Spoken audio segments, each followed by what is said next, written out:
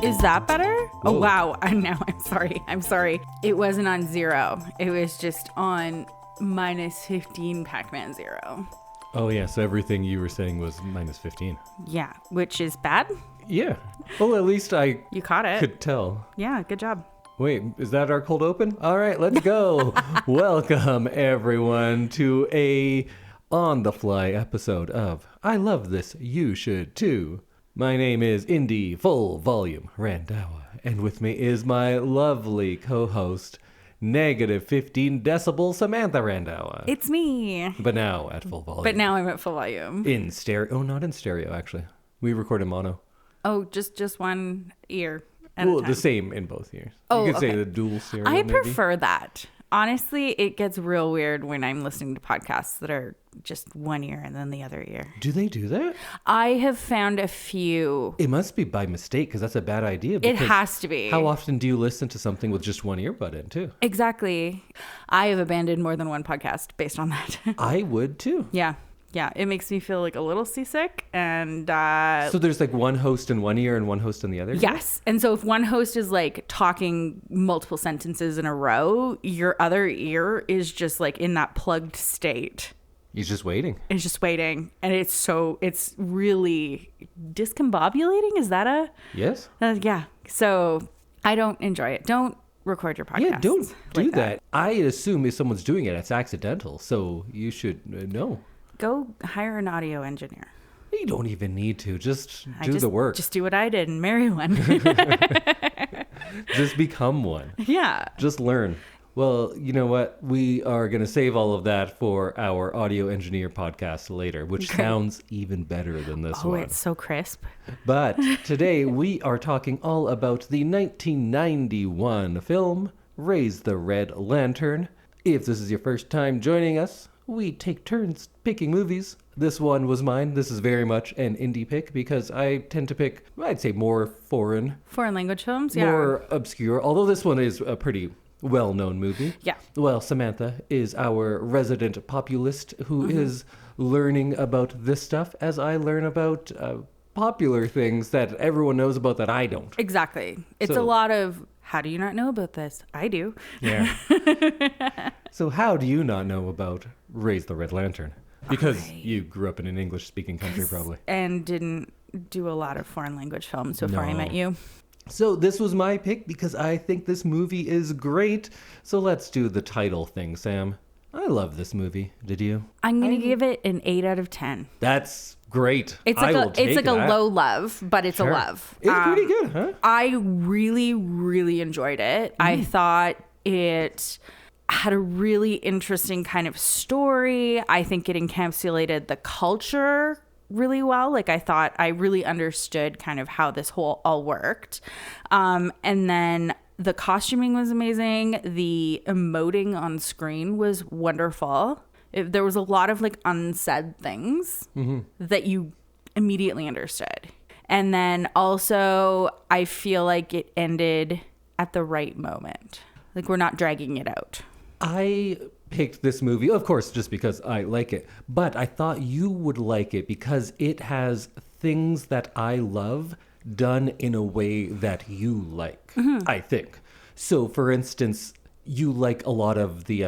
in other movies, it's called like palace intrigue, the going behind people's back and plotting. And this is done in a way that's very human. It's not about who's going to be the next king. It's not that kind of stuff. So it takes away the stuff I don't like about that and leaves what I do, but in a way that I think is more familiar to you from the things that you watch and enjoy. The politics of having 4 wives and then servants and then like the layers of being in this palace, I was very into. I really enjoyed it. You pegged this movie for me. And it also has that kind of slow moving plot that I like that lets you sit in the emotions. But because it has these layers of plotting and intrigue, I think it doesn't feel like a long movie. It's, what, 2 hours? It was 2 hours and 2 minutes. It's a 2-hour movie where not a lot kind of happens on screen. but it doesn't drag for me at all. I know I am more used to slower moving movies, but I think even you would agree that it's not slow moving for how little happens and for how much silence is in this movie. I'd agree with that. I think that the pace is kind of perfect for what's happening because it's not a fast moving household. I think I have a really hard time with movies that are like, okay, but things wouldn't be moving this slowly in their world. Right. That's where I get stuck because I'm like, we're clearly watching things happen quite quickly, but you're making them take like twice as long. And in this world, these people have nothing to do but wait for that lantern. You're seeing like every day or every couple of weeks, and you're like, okay, this is actually like almost real time. Like you're like, yeah, this would be something that would happen, and you'd have tea, and then the next day something would happen, and like it felt correct in its pacing. Well, let's get into it now that we've established that you actually like this movie, which I am very happy about. Yay. Because I did think you would, but also it's an indie style movie of like, look at this shot composition. What does that mean? There is a lot of that too. It was a beautifully shot film. Agreed. Yeah. So in this movie, preparing for it, I thought, I don't have a lot. There is a good bit to say, but I feel like all the symbolism and everything, it's right there. This is a film studies 101 kind of movie. And I don't mean to say that dismissively because it's a brilliant movie, but it's easier to see the use of symbolism, the visual language on film and what the director's trying to say. Right. I think this is a good example of that. It's not one that requires so many layers of digging, I think. So I don't have as much. And then when I was making lunch today, I was kind of taking little voice notes about things I wanted to talk about. And you know what? I do have a lot to say, it turns out. Let's go. Maybe I should ask you first before I start. You know how I start going on my... Your tangents, sermons? Yeah, because they're not tangents because they're about the movie. But I start soliloquizing sometimes. Yeah. When there's a movie I like and like, hey, did you like this and this and this? I get going. Is it too much to just ask you straight up at the beginning, what do you think this movie is fundamentally about? I think this movie is fundamentally about the patriarchy. Okay, we're going to be on the same page. And the trickle-down effect on women and how that oh my goodness, creates Samantha. An ecosystem. Wow, I sound smart right now. Within a like closed group. I couldn't have said it win? better myself. Do I win podcast? I'm going to try for the next, let's say 45 minutes or so. Okay. Well, you know what? So we are absolutely on the same page. So now we can actually get into things. So when talking about this, I feel like we're not going to get too much into Chinese history. No. That's not what this podcast is. We're not experts. And this isn't a document of Chinese history. No. I'm not going to do the like, whoa, China's so backwards, man, which is what a lot of people do when dealing with foreign media. It has to speak for the entire culture. But while you don't go and watch Wicked 2 and say, like, that is America. No. Although, you know what? There's a lot of that in there. But it can't speak for an entire culture. And I don't think this one is trying to. I think these it does. are, they say specifically, these are the customs of that family, a fictitious family. But more importantly, I think I want to stay away from that because the themes of this movie that we both agree are about the oppression of women by these patriarchal structures. They go well beyond China and they go well beyond the 1920s. And I think that's why this movie is still feels very fresh today. It doesn't feel like, wow, what a time. It feels like, yeah, I get what you're talking about. Yeah. And I do think that like there's large parts of our culture that mirror this. Like, absolutely. And I think one of the things that I found really interesting about this movie was that, like, and we've talked about this before, that I find cults really fascinating. And this has a very, like, not that I'm saying that, like, this Chinese culture was, like, a cult, but it was, like... But again, this isn't... There were, of course, multiple wives, concubines. Yes. That is a part of certain times of Chinese culture. But I don't think this movie is... hey, here is Chinese culture. Exactly. It's more, here is this family, which is very cult-like. Yes, and like the whole The thing that I find really interesting about like polygamists and having multiple wives is the politics behind it. Yeah. Which wife are you spending a night with? Which wife is kind of in charge of the household? Which wife is like doing what here? And so, yeah, I really kind of drew a line between my like interest in cults and this movie and the polygamy that's happening here. A lot of those elements are going to be the same because it is about a charismatic leader and these people who are trapped in this world with them. Yeah. So there's definitely going to be a lot of overlap. And, you know, I always like to do my political readings, but I feel like those people put on this movie a lot. I feel like they're a lot weaker. Like you could say that, oh, this is a communist movie because it's showing the past imperial world and all the problems with that. And really, she is this young, educated worker who is going to come and tear down that situation. I don't like all of that. I don't see it nearly as much in this. And I think going for well, it's a Chinese movie and it has the color red, therefore it's about communism. I feel like that is ultimately dismissive of a much stronger reading of this movie, which is from a much more feminist angle. Yeah. So let's go into that. Sounds good. I guess I want to break the discussion into two halves almost. And I don't know where you want to start. Do we want to start on the character stuff and the emotional stuff and the story stuff? Or on the other side, all of those formal elements that underline those types of points? Let's start with characters, the first part. Sure. Yeah. When talking about the characters of this movie, I think it's going to be tricky because only one person or maybe two people's names are used more than once or twice. Yeah, this was a hard one to follow names in. So maybe for the ease of our conversation, I realize that having these women diminished to just being numbers is the point this movie is making. And by doing the same, we are kind of part of the problem. But for the sake of clarity, I think maybe we will just use the numbers. Sounds good. Because I couldn't tell you first or second wives' names. No. And like Wikipedia is telling me what they are, but like I don't think I can string a thought together and keep track of everyone's names right now. So yes, let's do 1, 2, 3, 4. And we're acknowledging like, hey, they did that intentionally to remove identities and individuality from these women to say like, yes, you are nothing more now than a mistress. Than a number. Yeah. One of the best things that this movie does is I think it makes every character at some point hateable, and it makes every character at some point very sympathetic. I was really annoyed with everyone, and I also felt for them so much. Outside of maybe like the man. Yeah. But he's not supposed to be sympathetic. No. And I think they do a good job of doing that too. So did you find flaw in everyone? Yes. So Gong Li, maybe she's the only one because I'll use the actress's name because Number 4. I know very well. Yeah. But she's our protagonist, the fourth mistress. You love her, of course, but then also you're like, wow, what a dick sometimes, right? Wikipedia is telling me she's supposed to be 19. She's like young and youthful. Yeah, she has her 20th birthday when she gets drunk. Right. Remember? That's right.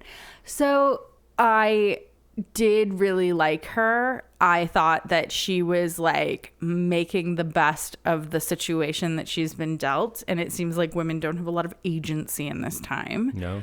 And she's doing what she can to kind of save her family. Is she doing it to save her family? Yes. So according to Wikipedia, her father dies and leaves them bankrupt. Sure. And so I think she's basically like sold into this family. I'm not saying that this is better, but yes, her father has died, and that's why she couldn't continue on in university. Yes. But the very first shot of the movie is that really striking shot that she's framed right in the middle.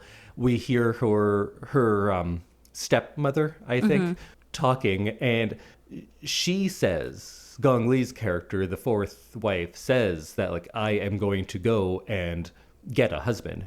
And the mother's like, what kind? She's like, a rich one. And the mother says, well, then you're going to be nothing more than a concubine. And she says, isn't that a woman's fate? So she is making the choice. it's not to save her family, because I think her family's gone. I think it is to save herself. And I'm not saying like, oh, this is a selfish choice. Clearly, she needs to save herself because no one else will. And she sees this as the only way she can.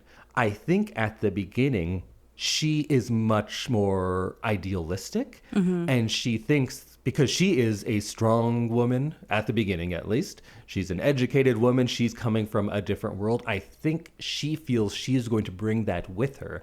And this movie is that belief systematically being destroyed. Because she comes in, she carries her own suitcase. And remember, there's a thing about like, oh, we sent a wedding caravan for you. She goes, yeah, well, I walked. She does things her own way. She's not going to fall into the trap that these other women do. And early in the movie, did you feel like, oh, she's going to buck the system. Yeah. She's going to be different. She's got her eyes open. Yeah. I definitely felt that, yeah, she knew what she was getting into. I think she knew what she was getting into a point.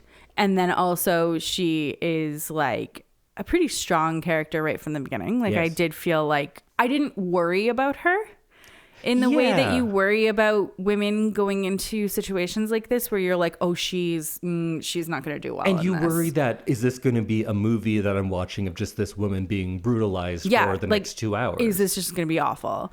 I'm like a little more confident in her abilities in this moment when we're seeing her right at the beginning.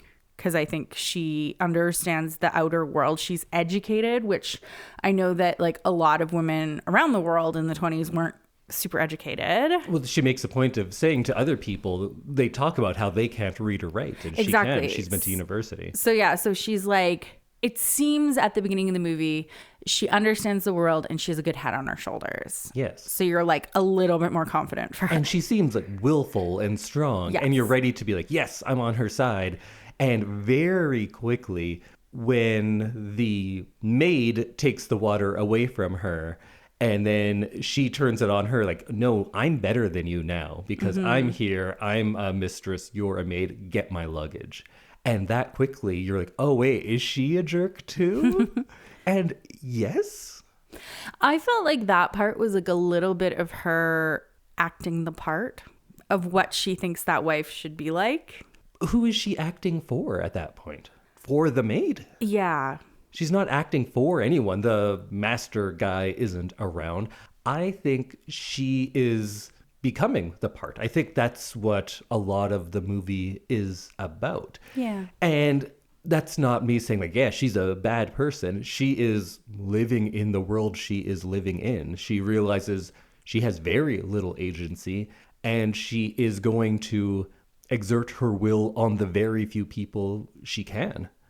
Right? She becomes little more than a prop as this movie goes on, and the one person she can have control over is her handmaiden, and she takes advantage of that very early, and we get to see this change. And it's not like, oh wait, she's a jerk too. It's, oh wait, everyone here is a full character that contains multitudes.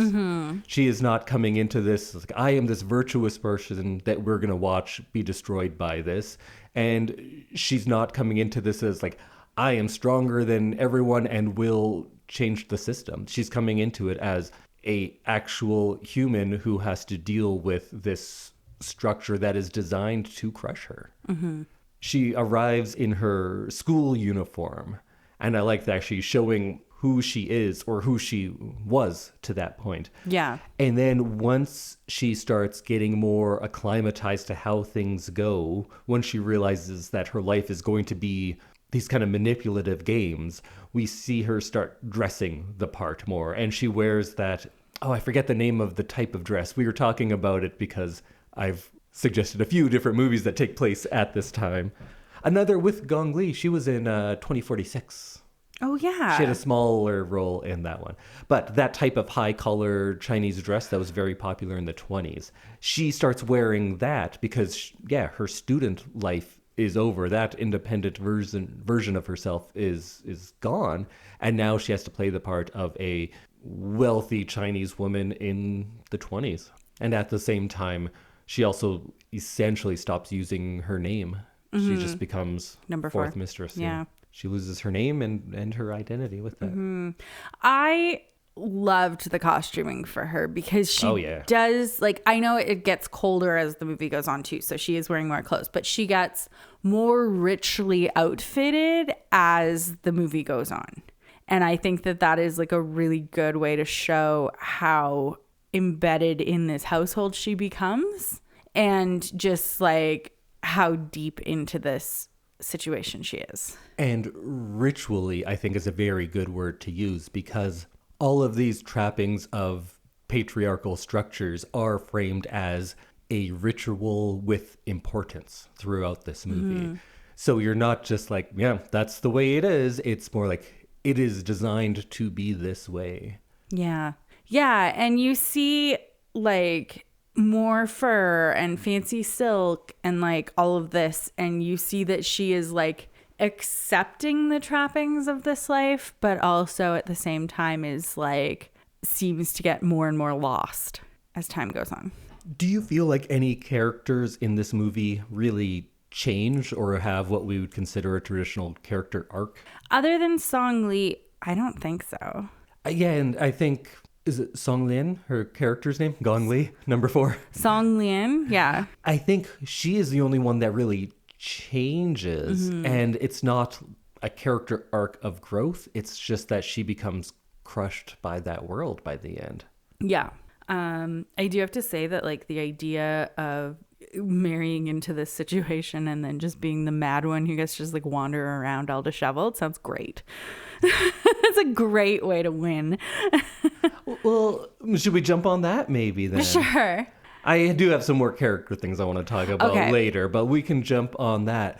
Is that it seems, though, the movie frames it as her only escape from this system. That very much seems like how she ends up, is that she's like figured out how to stay in this life, because I think she is worried maybe about her family or about the people that she loves at home. Again, I don't think she sends any money. We never hear about any family. Okay, well, I think it's just that she has no other option. No. And you know what? That's like a often thing with polygamous marriage, is that if you leave, you have to be able to like take care of yourself and survive. And I think that she takes the only way out other than leaving and like quite possibly maybe being killed or well, we saw hunted. The only time someone else gets out of the situation is through she's murdered. Yeah. So it's like you get only so many choices, and I think she takes the choice that seems the best for her in the moment. And honestly, I think she made the right choice. So are you saying her madness is a choice, that she's like feigning madness, or she's not mad but mad in craft? What's that, Hamlet? Yeah.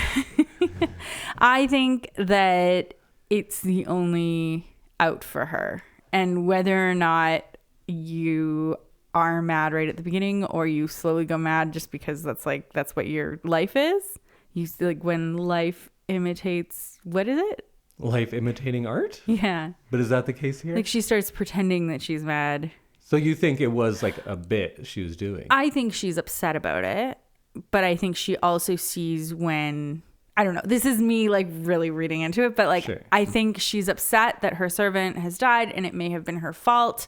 And like, I'm sure we will talk about that later, but like, I think that she sees that she can have like a pretty okay life while being distraught or like being kind of out of the 4 wives.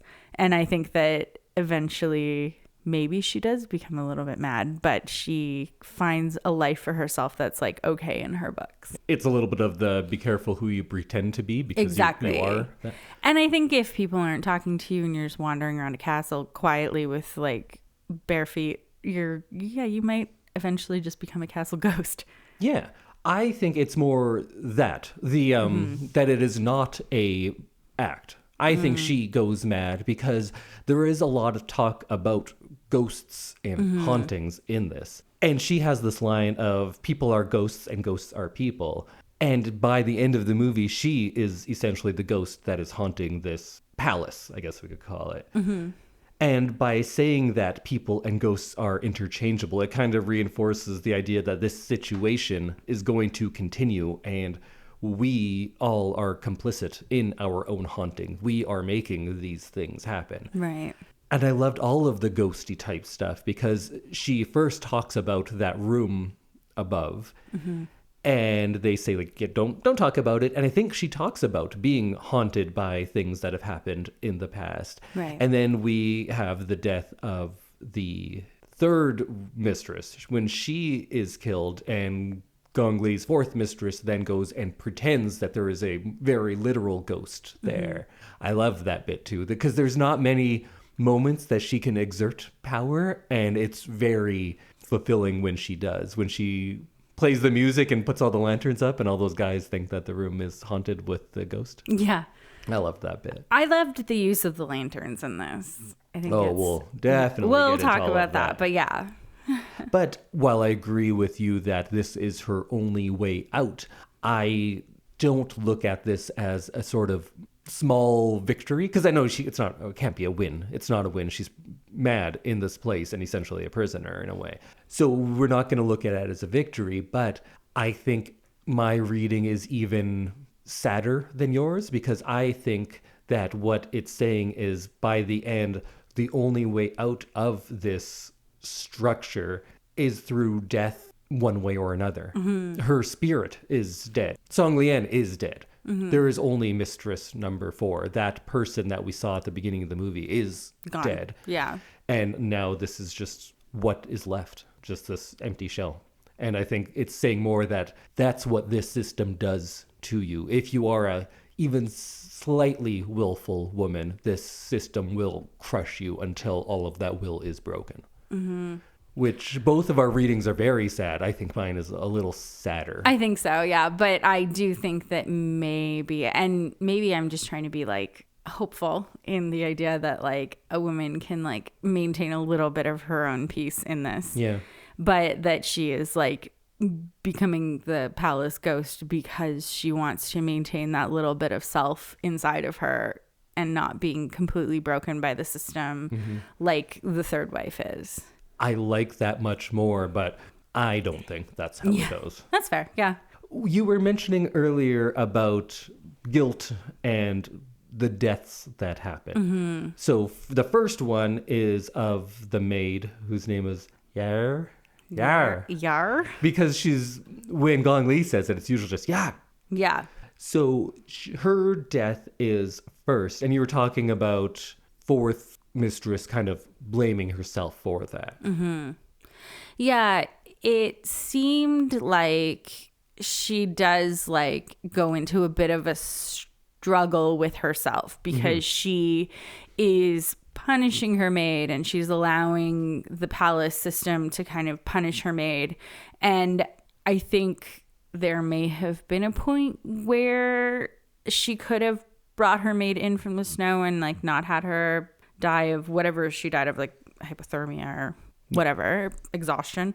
And I think that she takes that quite to heart. But I think in that same vein of like she is attempting to preserve some of herself, I think that she is like also seeing just how easy it is to just disappear in the system.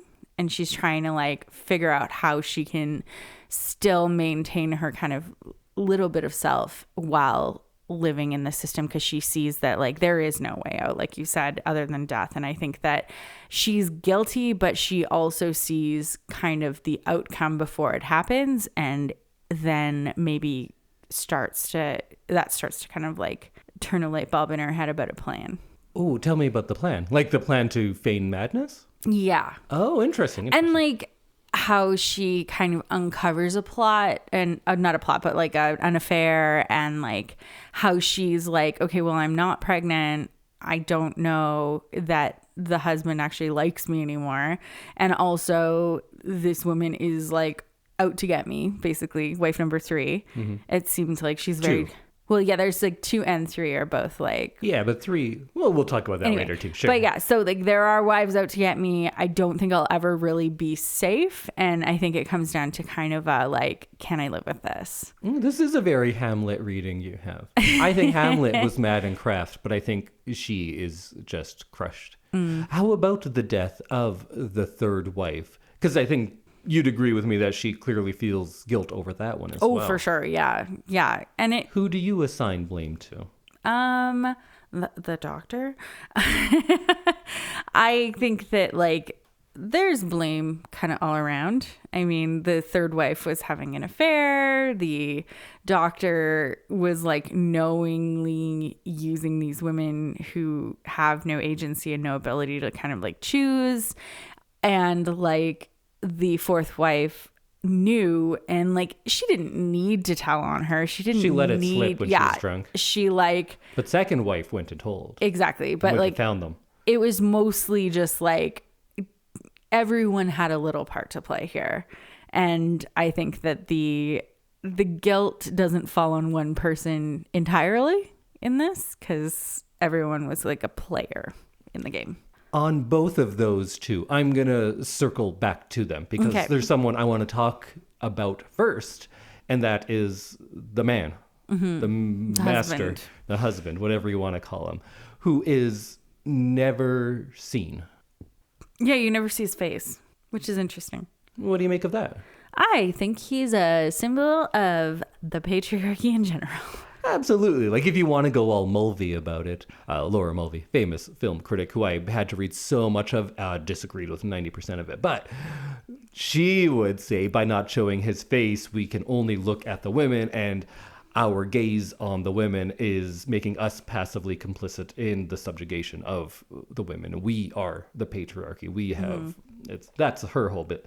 But I am absolutely in agreement with you by not making him a person. I don't remember his name. I can't tell you what his face looks like. You can see it at points. It's not like hidden.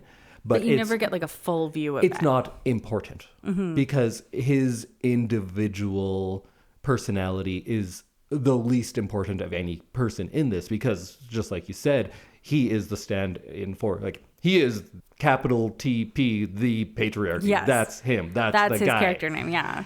So I really like that choice of not showing him, because it's not about him. It's not about him. It's about the system that he represents. And created and fosters. Yes. Yeah.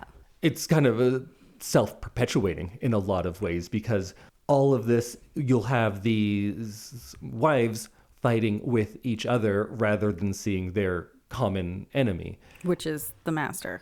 Remember the first 100 episodes or so of this podcast, my goodbye was always kill your masters? Yeah. Because that is the way out for these women, right? If they got together and overthrew the system, but I'm not saying, hey, that's on them. This is all they know, and they are essentially prisoners. It's not easy to overthrow a system like that. It's not easy to see you are in a system like that. No. We talk about it a lot on this because we're in that system, and we bring it up a lot. And you just wish they had this bird's eye view that we, the viewers, have. And then that's kind of the timelessness of this, because it makes you think about well, what in my life is like that? I only benefit from the straight up patriarchy, but I'm under the capitalist system that I can't be a part of, or because of the color of my skin, how I'm treated. And you can see very direct parallels to this movie in 1920s China, to so much of how we are controlled, about how there is someone up there who is gaining from all of this, and you don't fight them, you fight the person next to you who is going through essentially the same thing, but they have 1% more than you do. Exactly. You go after that person instead of the person who controls everything and is benefiting from all of this. Exactly. And that brings me back to, who do we blame for the maid's death? Is it number 4 for exposing what she has done? Is it wife number 1 for suggesting that specific punishment? Is it the maid who won't just apologize? She could stop if she would just apologize. And that's who we see initially, which one of these 3 women do we blame? Not the fact that there is a man at the top of this who is the author of all of it. We're not putting the blame on him, and neither are the women. With wife number 3, when she dies, we look at, she was having an affair. That's something she did wrong. Well, wife number 4 let it slip while she was drunk. That's what she did wrong. Well, wife number 2 is the one that took everyone over there to find out which one of these 3 women do we blame. Yeah. You know who I blame? The 5 men who locked her in a room and hung her. And also, the man who is her husband who orchestrates all this. And That's every who's to man blame. who saw what was happening and was like, yeah, that's totally normal. Yeah. Great. Like the doctor who's seeing all of these women and can see what it's doing to them. Any of the like men who live in the household who are in charge of whatever, they can see what this is doing to these women. They can see the power that the husband holds over everybody. And no one is saying anything because their jobs also kind of depend on it. Yeah. If you grow up in the system, this is the system you know, and you feel like, oh, well, I have a way to get through this system. You don't think about, like, what if I didn't participate? And you stop believing that there's another way. Yeah. And you stop believing that there is a way that you could do something about it. Right? Because wife number 3, she thinks like, oh, I have a way out of this. I have an affair on the side. And the system finds her, right? It finds her and it punishes her. Yeah. And you see what happened to the wives before. And I assume that these wives know and aren't telling wife number 4 what happened to the previous wives. Or the I thought that was in generations past. Oh, maybe. But because like, they keep the numbers going. You don't get bumped up when one wife is gone. I guess. But it's just like, but still, it's we're the not system. telling the stories of the women before us, right? Like No. we're saying like, nope, this is how it is. It's never been any different. And we're not going to talk about that. No, you don't teach your slaves to read. You Exactly. don't want We're not that giving knowledge. hope. We're not giving like, You don't want people to see the full picture No. if you're trying to control them. we're showing them one little tiny bit and this is the good things that can happen. And that is the end of the story. Yeah, brilliant. Whoa. Brilliant movie, man. Whoa. And just how often they fight each other over this kind of this light that he's going to bestow upon them, like that means something. I think early on I was talking about how that's the same reason I couldn't watch The Bachelor. You tried to get me into it and I tried a full that's right. season. And on the first episode, it's like, why are these women being so mean to each other for that guy? They don't even know this guy. We're just saying that, oh, that's a prize. Patriarchy. Why is that guy a prize? He didn't do a goddamn thing. Exactly. And when you lock people in a room together, they're gonna end up fighting. I'd just be friends with people. Well, that's why you're not on The Bachelor. There's one That's why of many you're reasons. married to me and not on The Bachelor. Maybe we'll just briefly talk about some of the other characters because I think they're almost all, not everyone gets the time, but they're very well developed. And I really enjoyed how we as viewers have a shifting perception of these characters. It creates empathy for them, but prevents us from getting any empathy for the like the faceless man because he's the system, so there's no empathy there. And I also hate when sometimes movies like this, people think like, yeah, what a sexist movie. Look how these women were treated. And it's like, yeah, that's the point, right? We're seeing how it's terrible. We are on their side. At least you should be. If you're not, if you side with the guy on this one, ooh, You are the patriarch. go. Go or they're take a look just- at your life. They're just too brainwashed by it. Exactly. They're subject to it. But like I was saying, I really enjoyed how the perception of characters changes. For instance, we have third wife who seems like the worst. She is conniving. She's manipulative. And then we get to meet her and you're like, she's kind of cool though. I like her. Yeah. I think she might have been maybe my favorite by the end. Yeah. I don't know which wife is my favorite, but number 1 is definitely like the nicest. Is she or is she just there? I think she's the one she's- that does the punishment to the maid. Yeah, but I feel like she knows what's happening. I think it's more of a like she knows her place and she's not stepping out of And it. she's accepted what the life is. Yeah. Yeah. She's not striving for more, but she's also like, yeah, I'm the oldest one. I'm losing favor. I will just do my thing. And I know my spot is pretty secure because I had a male son. Yeah.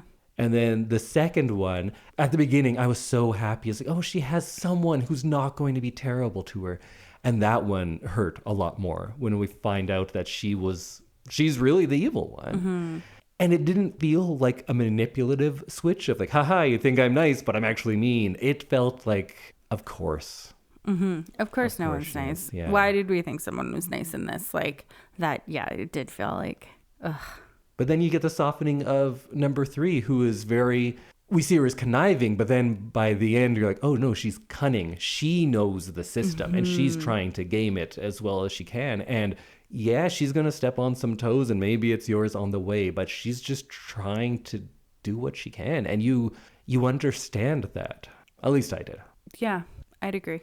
And then the maid, who so much of it was so sad because she's a servant who's further away from this life than they are from being like the top wife, the most favored one. She can't even attain that level, but she dreams of it. And to think that she's dreaming of a life that she only gets glimpses of because some man in power molests her, and that she sees that as aspirational. That was crushing. That was hard. That was crushing. Yeah. There were some moments here where I'm like, ugh. Yeah. Like you can feel the weight that these women live with. Mm-hmm. And it's alarming and I hated it. And the maid, you want to hate her because she does so much to harm the protagonist who we probably are empathizing with. At least I was. So you want to not like the maid, but you're like, she just has the roughest deal of anyone, maybe. I don't know. Yeah. The maid made me a little sad because she was so like much? aspiring to be a wife. Yeah. And even though she's aspiring to be like the 4th wife, that's as much as she can hope for. Yes. And she can see what these women go through. And she's in the palace and seeing she knows what that's happens. more than what she has. Yeah. Although there are some ways that she has more freedom than they do, even. Yeah. But she can I'm not come thinking and it's a go. good She situation. can do things. She's kind of under the radar. A little bit. Yeah. Yeah. Ugh, that was so sad when she just stays out there and dies. Well, do you want to get into some of those formal aspects? Sure. I know it's not as interesting to you, so maybe I can be a little bit quicker on it. This is more your wheelhouse than mine, but yeah, let's go. Then let's just go into the setting overall. How did you like that?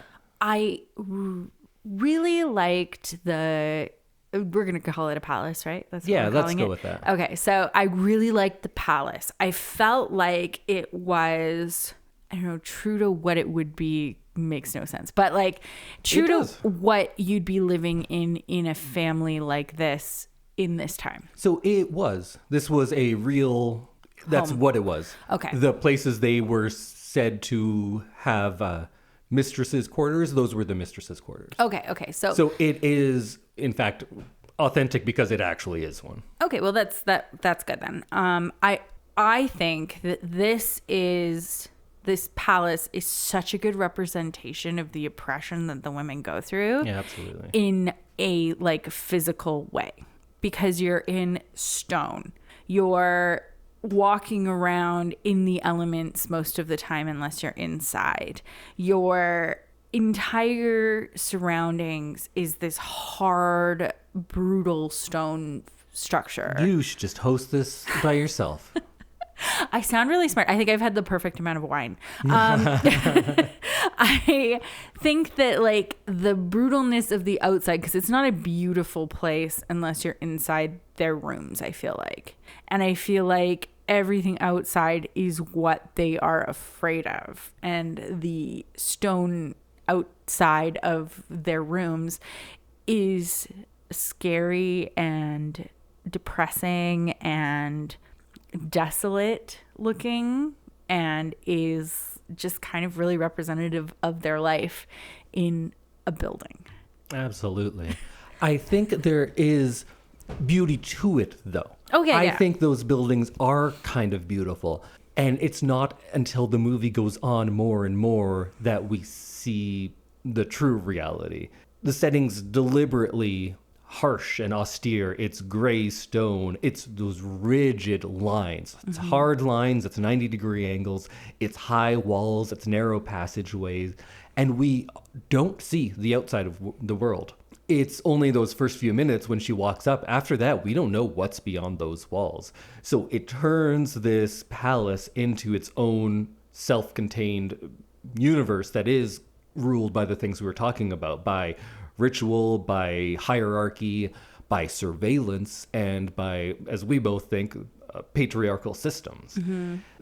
Every time she is outside, you still see a wall. You never get to see her just on the sky. They're on rooftops. So you'd think, oh, you must be able to see into the distance. You must be able to see trees out there. You must be able to see blue skies. We don't get any of that. We get gray, we get stone. Mm-hmm. It seems very claustrophobic because those walls are just always there. You don't get to see any wide open vistas. And that seems representative of the system they're living in. It is always there. At first, I thought it would be more interesting if everything was shown a bit darker, because it's very evenly lit mostly, right? It's not shadowy. It's more gray and beige than it is black. Mm-hmm. And wouldn't it be cool if everything was much darker and then you have these glowing red lanterns? And yes, it would be cool, but that would be kind of romantic. Mm-hmm. And that's not what he's going for. At first, I thought, because I didn't know exactly where this comes in Yimou's career or what the budget is, so I thought, like, oh yeah, they just kind of lit everything flat because, like, that's all they could really do.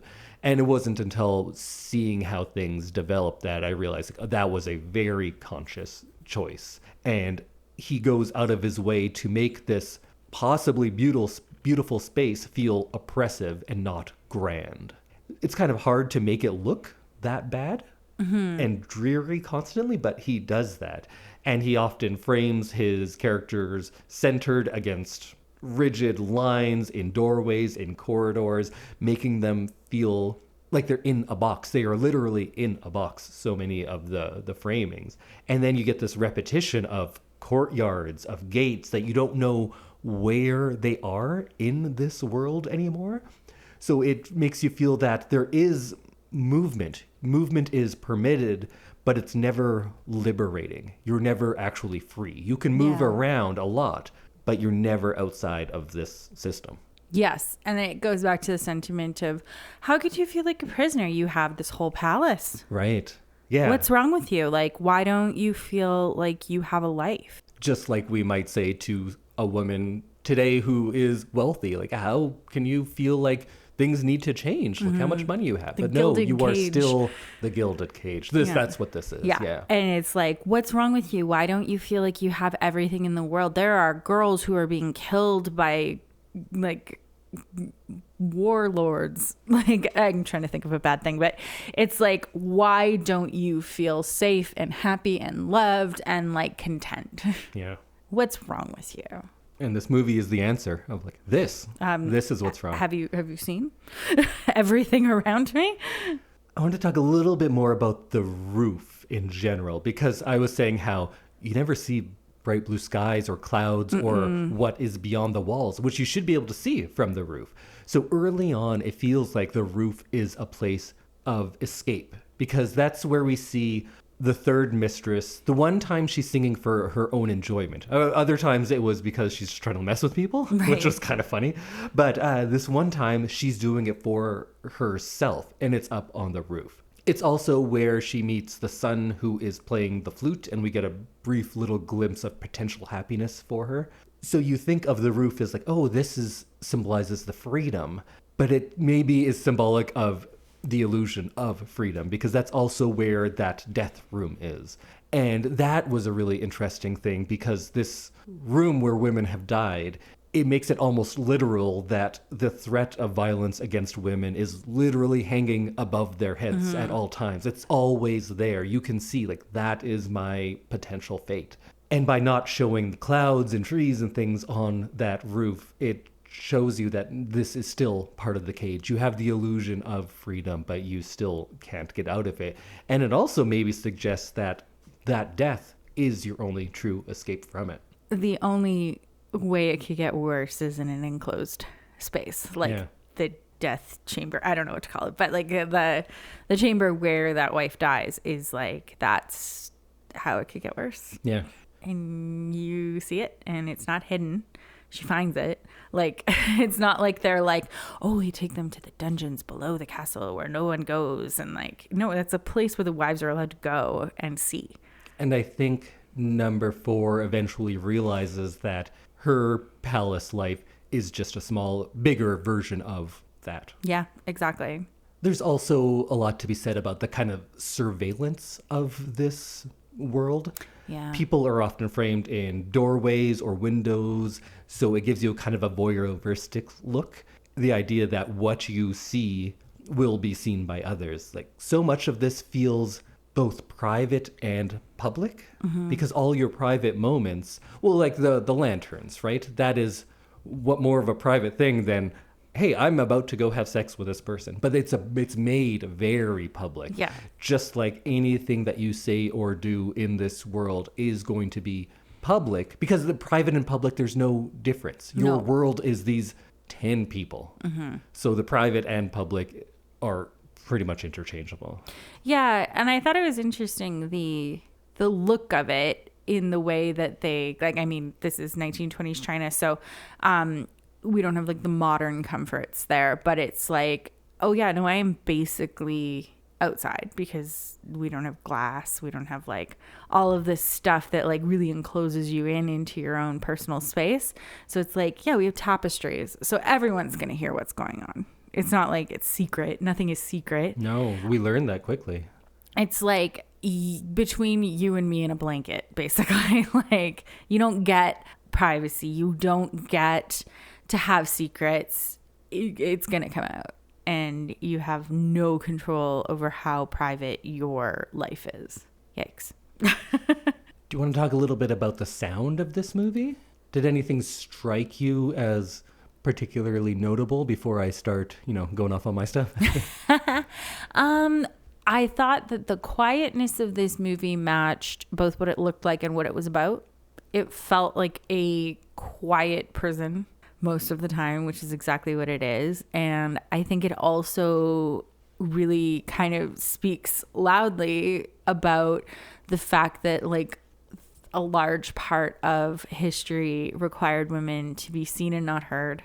Don't make a mess, don't make a scene, don't make a sound, because it's not about you. And I think that this does a really good job of being so quiet that it sometimes feels oppressive, and you're feeling those feelings of like the weight of living in this world. I just want to stand and applaud. Yeah, absolutely. I told you it's the perfect amount of wine. Because movies are rarely silent. So silence is not neutrality. That is a choice by the filmmaker. And yeah, I'd agree with everything you're saying. It amplifies the tension and it forces attention on the few sounds that we do get. So it allows sound, which is not something I associated with Yimou at first, but you know what, now that I think about it, the sounds in Hero, in like the water scene and everything, he does do a lot with that. But I think when you're so striking visually, sound kind of gets pushed back. And that's my fault, because clearly the two movies we've seen of his are just brilliant sound design. So this one is very quiet, but then we have things like those little hammers on the feet. And so just like with the lanterns, this is showing who is privileged. And then when we hear that distinctive sound of someone blowing out the lanterns through that big kind of pipe thing he had, we again get something as quiet and private as blowing out a lantern become very public and saying this person has lost favor. They did something wrong. And because those things are set up pretty early, it allows the sound effect to do a lot of the storytelling. So then we can just see somebody and then they hear the sound of the foot hammers and you get to see them react. You get all of that story in just that one sound effect. Yeah. That they know, like, oh, I lost favor now. I am not the best one. And I'm going to do something to try to regain that again. So I think the lack of sound effects makes it really interesting when you do get something.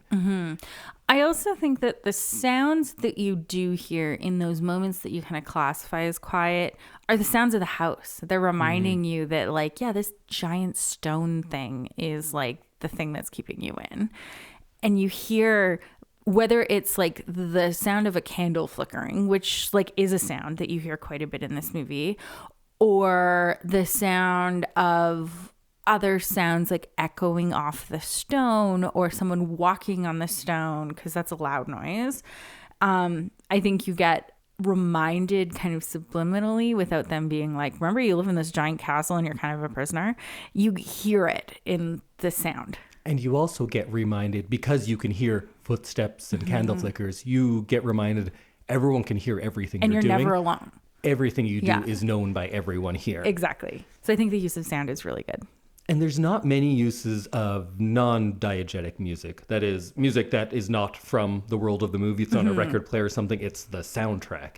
And one of the few times is in a really, I thought, disturbing sequence when the third wife is taken to that death room upstairs. So first we're with Gong Li's character as she hears rustling. You just hear feet rustling on the stone, and she goes to see what's happening because you can hear people walking around here because you can hear everything. And then this rustling sound continues as she watches and sees third wife being dragged away, and we know, of course, where she is going. And there's no music at this point, which makes it more brutal and harsh because we just hear a woman struggling for her life is what we're hearing. And the men throw her in there, and after they leave, we get to hear music, and it's women singing opera. I'm not sure if it is her character song or not, or if it's just something else, but we already associate that song with her former life, with the life she thinks she could have had. And also there is an association, which we might already have, but definitely will have soon, with the opera music and ghosts and death. And then at this point, we also get one of the few times the camera moves. The camera is very still through this whole movie, but it switches to Gong Li's point of view as she goes up to the house. So it's kind of walking towards, and that seemed scary to me. It's a view we usually see in horror movies, how it was kind of walking up there. It seemed like a ghost camera. It did. One of those classic ghost cameras. Which maybe is a bit of foreshadowing because that's what she is going to become. But now the music stops. We see a point of view camera. So things are already very disorienting for this movie because we never heard music like that. We never see the camera move. Then the music all stops and the camera goes back to what we're used to. And it's this really wide shot. And you can't even pick out exactly where she is on screen. And then you find her, she's way out in the distance. And then we hear the scream. And that's such good use of sound because I think there's 2, maybe 3 times we hear people screaming in this movie and we never show it. We just hear it from so far away. And that was I thought a really disturbing scene. So I guess well done. Yeah. It was, it gave like a real unsettling feeling, but also like an example of how a wife would feel. You're like, oh, well, someone's screaming. Like, something's going on. It's probably not going to be great for me either. One of the other good uses of sound surround the flute. And I think the flute is an important symbol because it's from her father. And we learn it's an instrument that's only played by men. So her playing the flute is already showing that she's different. She's not used to this kind of world. But then, of course, this is taken from her. Her connection to her individuality and her past is removed, and she's made to conform more into what that guy thinks. Like, this is women's stuff. That's a man's thing, so you don't have that anymore. And then we get to see the son, the oldest son, and he is playing the flute.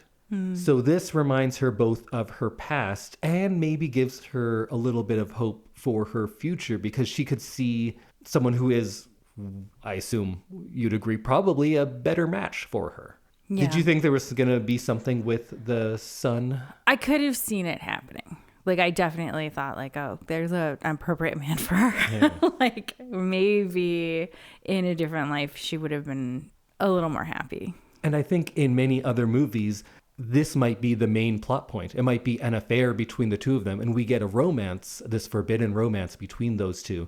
But that's not the movie this is. This movie is a harsh look at what these patriarchal structures create. It's not a romance. That's not what we're doing here. Although I'm sure a lot of people would rather see that movie. That's a movie these two characters can't be in because they are both controlled by the same world and they are scared to step out of it. And for good reason. We see what happens when you step out of it.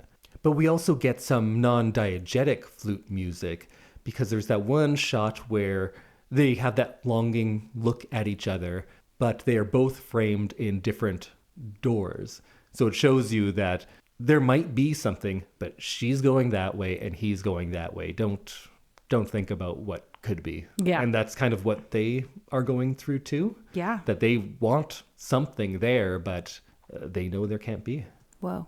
And then I guess we should talk a little bit about the lanterns, because that's just screaming like, hey, symbolism, come look at me. This, I'm sure, is what every first-year film student would write their paper on, is the use of the lanterns. Oh, yeah. Do you want to start us off with lanterns?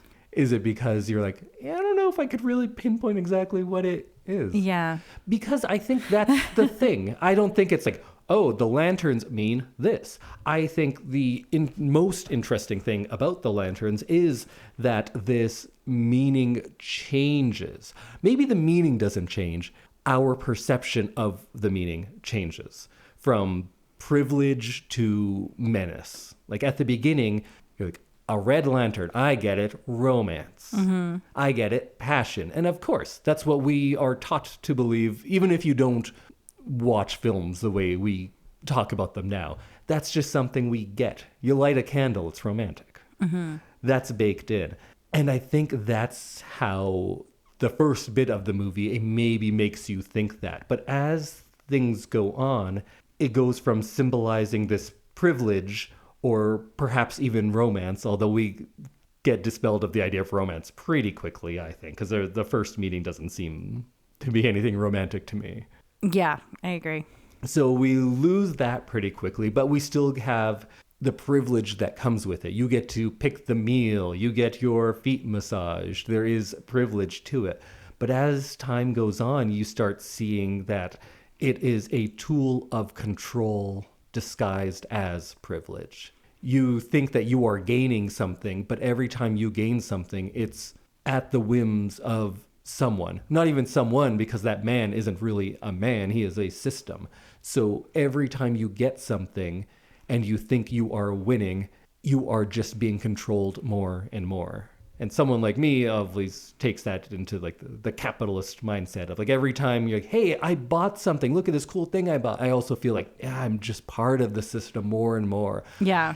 And you can only do what you can do, and you just get deeper and deeper into it. And I think that's what is maybe most epitomized with the second wife, because she is doing the most working behind the scenes that is we could see as directly punishing and harming other people, because she wants this thing. At first, we're just seeing it as like, oh, this guy is gracing us with his presence. And even if you're looking at it sarcastically, like, this isn't so great, you still see it as aspirational in some way. And she still does. But then you see what it does to a person, how she puts on this one face for everyone and has all of this behind the scenes, how third wife is murdered for it, how fourth wife goes insane because of it. Mm-hmm. That this one-time symbol of maybe passion, but at least entitlement,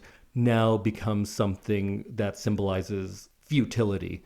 I think, yeah, it seems romantic at the beginning. Yeah. Because you're like, ooh, and you seem lucky. But what are you giving away in exchange for the romance and the luckiness? Mm-hmm.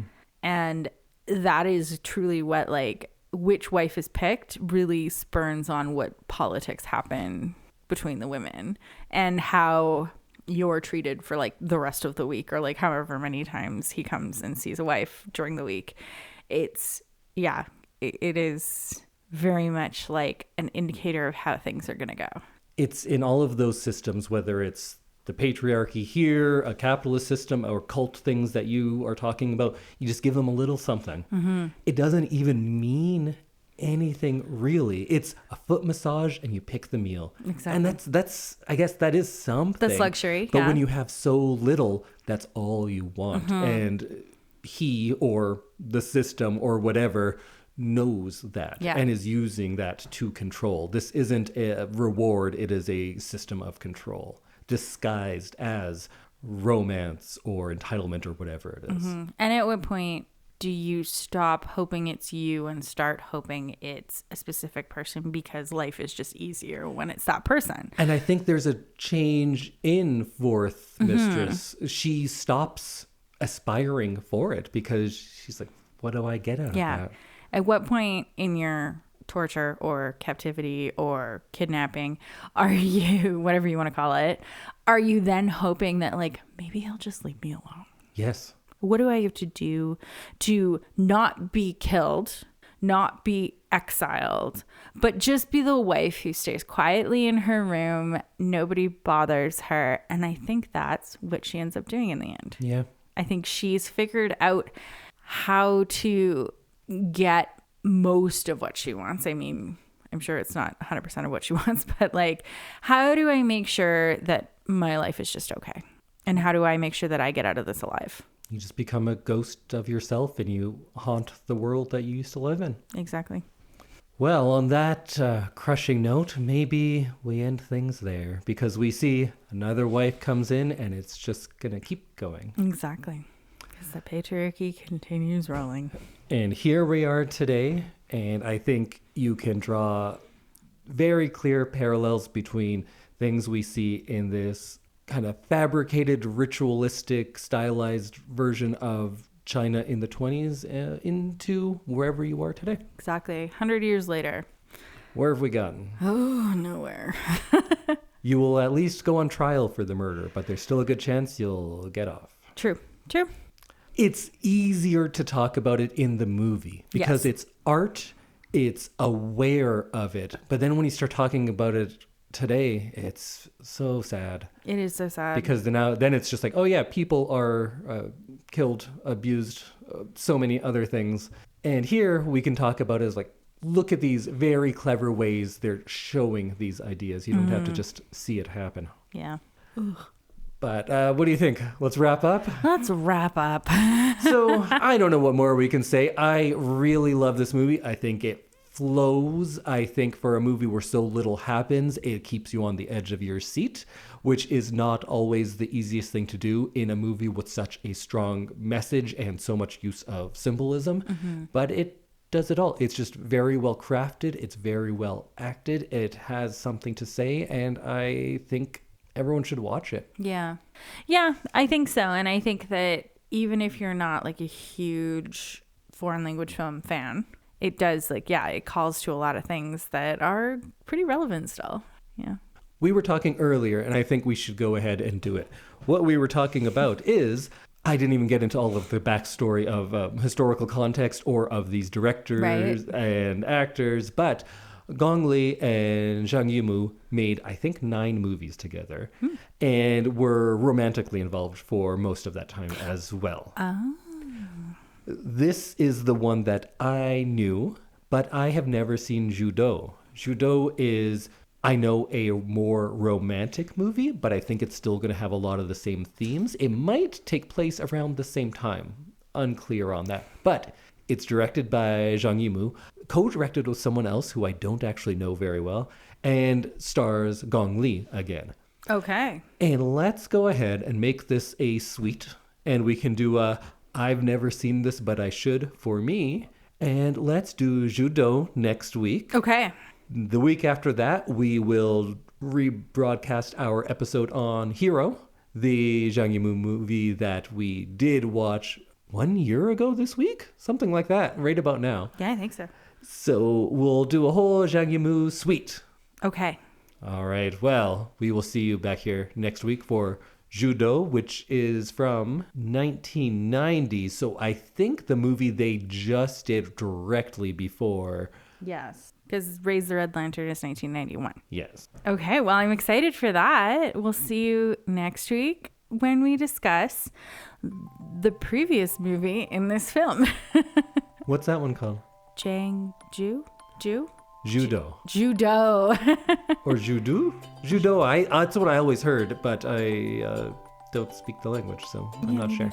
Okay, well, we will see you next week. Bye, everybody. Bye.